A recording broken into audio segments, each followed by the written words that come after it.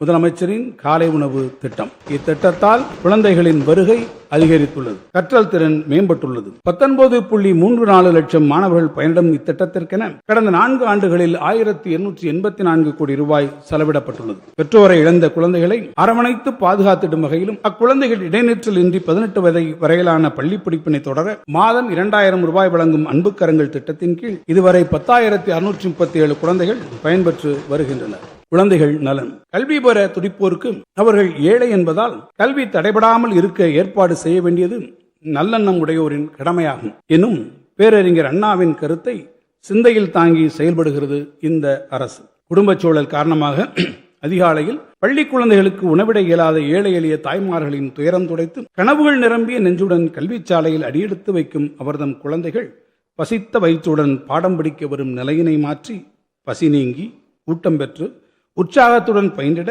வகை செய்கிறது முதலமைச்சரின் காலை உணவு திட்டம்.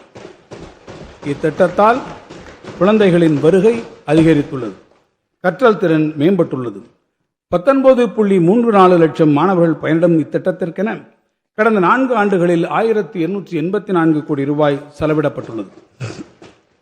பெற்றோரை இழந்த குழந்தைகளை அரவணைத்து பாதுகாத்திடும் வகையிலும் அக்குழந்தைகள் இடைநிற்றல் இன்றி 18 வயது வரையிலான பள்ளி படிப்பினை தொடர மாதம் 2000 ரூபாய் வழங்கும் அன்புக்கரங்கள் திட்டத்தின் கீழ் இதுவரை 10,637 குழந்தைகள் பயன்பெற்று வருகின்றனர்.